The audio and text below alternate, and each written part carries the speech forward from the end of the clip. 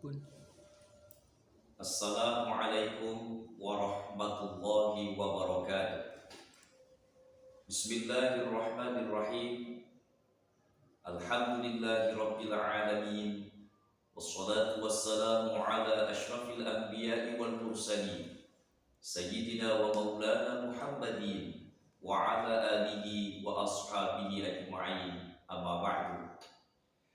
Saudara-saudaraku kaum muslimin dimanapun panjenengan berada, syukur alhamdulillah pada kesempatan ini kita masih diberikan oleh Allah istiqomah, masih konsisten dalam menjalankan ibadah puasa, senantiasa istiqomah dalam meningkatkan kualitas ibadah kita di bulan suci Ramadan. Tentunya dengan harapan semoga amal ibadah kita diterima oleh Allah Subhanahu wa taala. Amin. Para pemirsa, saudaraku kaum muslimin dimanapun panjenengan berada, tugas utama Rasulullah Muhammad SAW adalah memperbaiki akhlak manusia. Sebagaimana beliau pernah mengatakan dalam satu hadisnya, innama bu'ithtu liutammima makarimal akhlak. Sesungguhnya aku diutus oleh Allah hanya untuk memperbaiki akhlak. Salah satu pelajaran akhlak yang harus kita perhatikan adalah akhlak di dalam kehidupan keluarga kita semua. Bagaimana orang tua berakhlak kepada anak-anaknya dan bagaimana anak-anak berakhlak kepada orang tuanya. Kanjeng Nabi Muhammad SAW sudah banyak memberikan contoh tauladan. Ketika Kanjeng Nabi Muhammad disapa oleh anak kecil saja, itu Nabi Muhammad langsung menoleh, tidak hanya kepalanya, tidak hanya wajahnya, tapi seluruh badannya. Beliau menoleh menengok kepada anak yang menyapanya. Bahkan Kanjeng Nabi juga menyalami, mencium tangan anak kecil, bertutur bahasa yang begitu sopan, begitu menyenangkan kepada anak-anak kecil. Begitu juga dengan anak-anak kepada orang tuanya, juga harus ditanamkan akhlak yang baik. Bagaimana kehidupan dalam keluarga. Nah, saudara-saudaraku kaum muslimin rahimakumullah, sebagai orang tua punya kewajiban utama untuk menanamkan akhlak kepada anak-anak kita. Di negara kita berkehidupan, berbangsa, bernegara berdasarkan dasar negara kita, yaitu Undang-Undang Dasar 45, Pancasila, dan seterusnya. Di dalam sila Pancasila ada 5 butir. Yang pertama, ketuhanan yang Maha Esa. Itu memberikan isyarat kepada kita selaku orang tua, hendaknya mengajarkan kepada anak-anak kita bagaimana bertauhid, mengisahkan Allah Subhanahu wa taala. Maka akhlak orang tua kepada anaknya adalah mengajarkan kepada anak-anak kita untuk mengenal siapa Tuhannya, mengenal siapa nabinya, mengenal apa kitabnya, dan mengajarkan kepada anak-anak kita untuk berakhlak baik melewati ilmu-ilmu agama.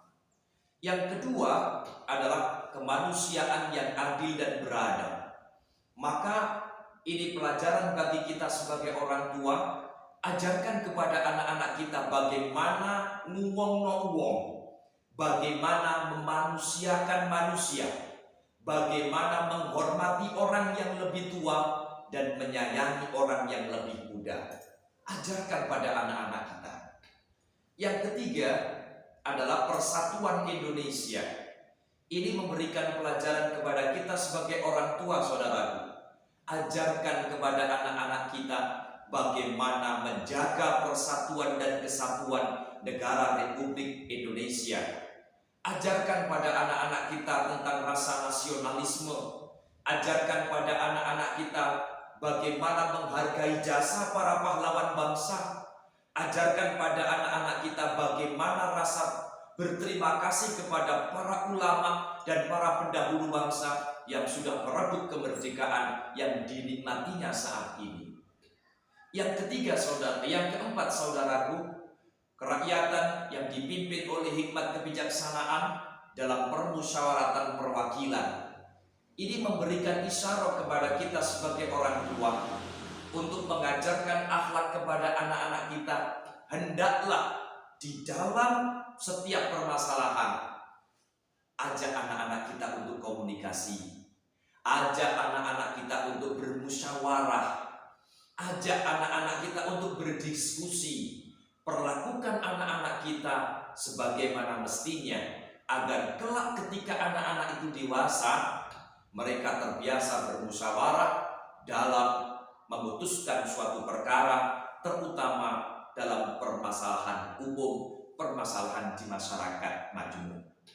Yang kelima saudaraku, sila Pancasila yang kelima adalah keadilan sosial bagi seluruh rakyat Indonesia.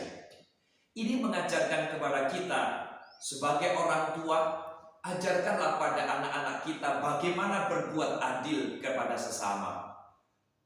Jangankan orang itu baik kepada kita, orang yang tidak baik pun kita harus tetap berbuat baik kepada mereka.